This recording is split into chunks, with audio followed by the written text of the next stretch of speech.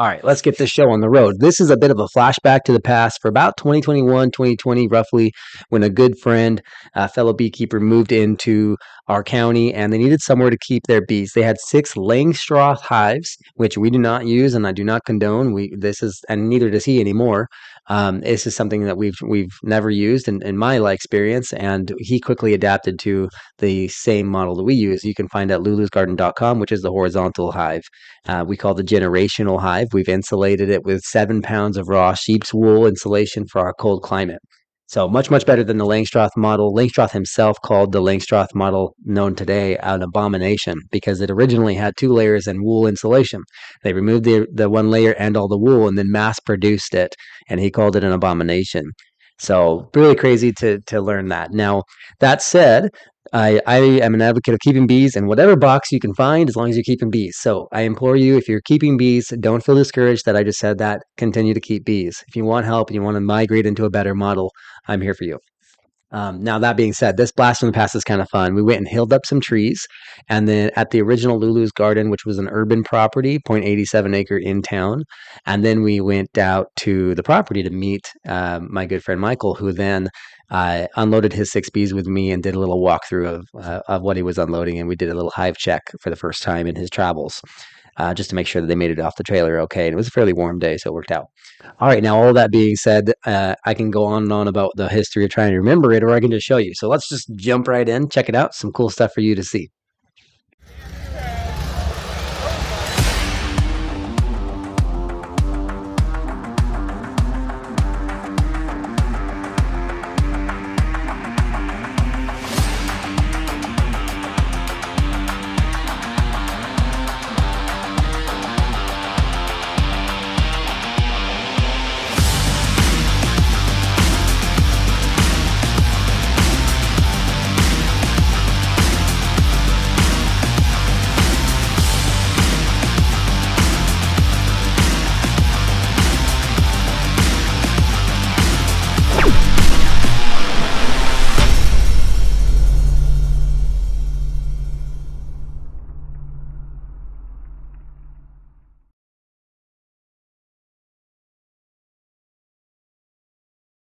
This is so cool.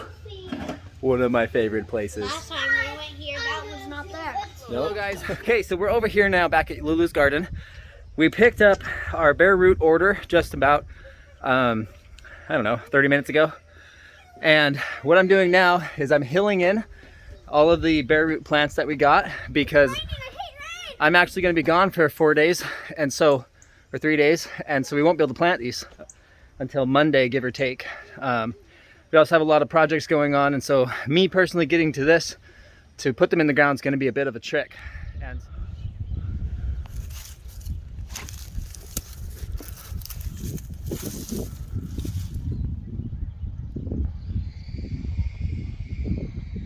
okay, so we're finally just about done hilling these in.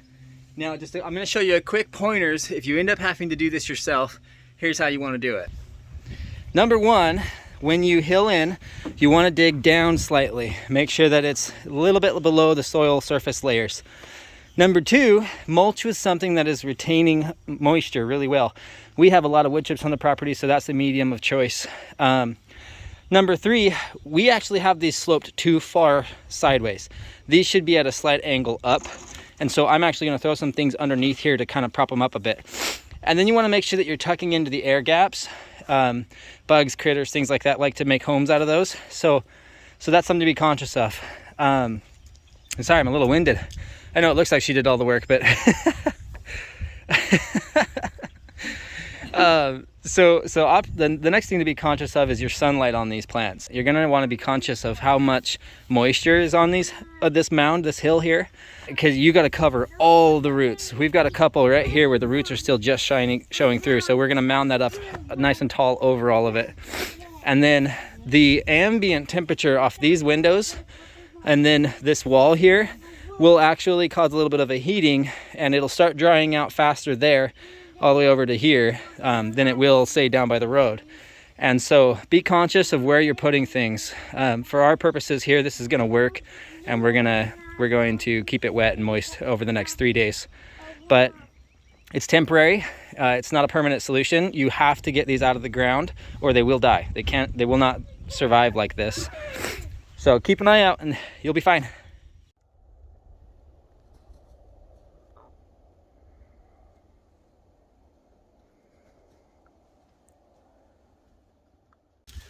Hey guys, Jamin here. So we're actually over here at Faith Havens and we got a wonderful new friend over here, Michael Beach. Hello.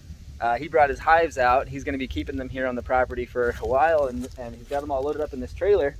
So we're about ready to go unload these. So this is a veil I got on. I got the gloves. We're ready to do this without getting stung in the face. And we'll take some videos and photos when we get it all unloaded. Cool.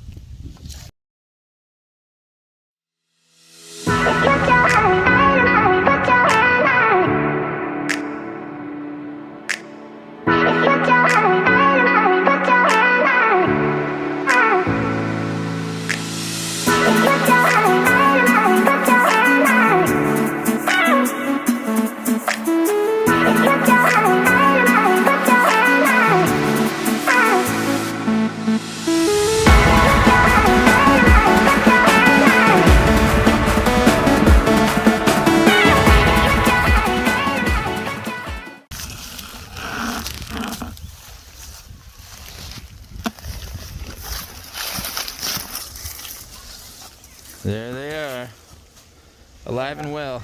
These are the best. This is my strongest colony right there. Yeah? I'm gonna split that sucker so fast.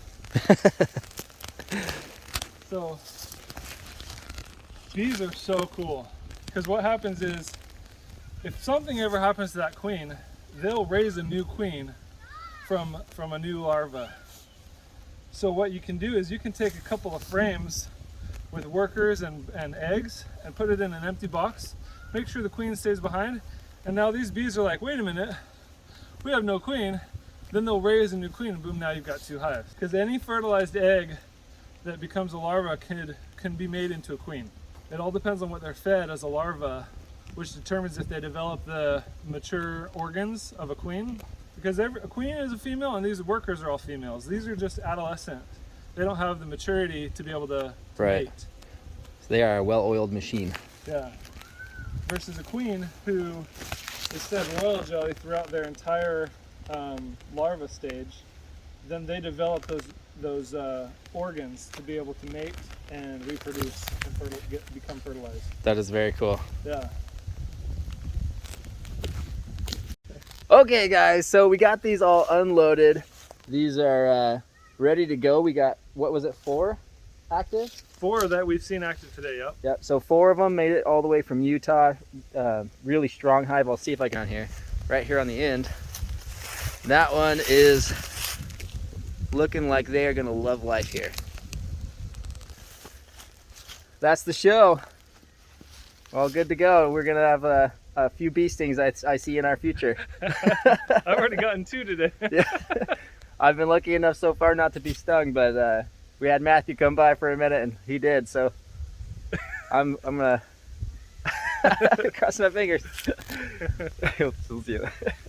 Go.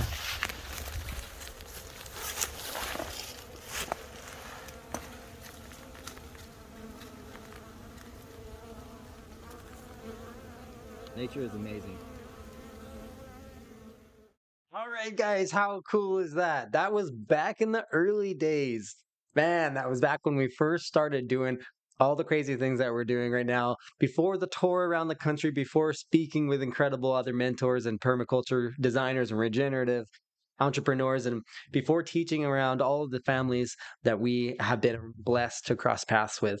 And now here we are. And we're establishing our own regenerative apiary this season for the first time in a long, long while here at the Ozarks, Missouri Permaculture Hub, the TIAG Community Hub, where we're going to be demonstrating regenerative agriculture principles. And we're going to be starting ultimately with our own holistic apiary, which to me, holistic apiary means we don't treat for anything. We don't give sugar feed. We don't use Langstroth. We use our insulated model. The generational hive from lulusgarden.com. And then we also do classes where we're going to be able to teach other people how to get this honey for themselves. We're going to harvest things like bee bread, which is a superfood you can get out of the hive.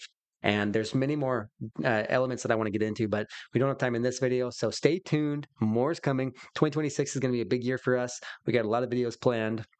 And when it boils down to it, ultimately, this is my family's journey. As the independent American gardener, we're sharing with you what we do, how we do it, and ultimately our mission and motive of getting everybody else to do it with us. We want you to go on the journey with us. So that's what we're doing here. Very excited. Glad you're here on the journey with us. If you haven't subscribed already, please do. It really helps us spread the word. And then share this video with somebody else that you like and love. And we'll see if we can get some more connections going. The more people we can reach with our ideas and philosophies of regenerative living and closed loop economies and holistic beekeeping and food, forest, and permaculture design and all the elements of a holistic, self-sustaining family, as well as personal development and youth development as well, to keep families in this mindset of upward trajectory, not just plateauing in the way the world wants us to live, but being better, being the change we want to see in the world. The more people we can reach with that, the faster we make the change we want to see in the world. And I think that if you're like me, you know that there are some good changes that we can make in the world. So thank you so much for being a part of the journey with us, and we'll talk again soon.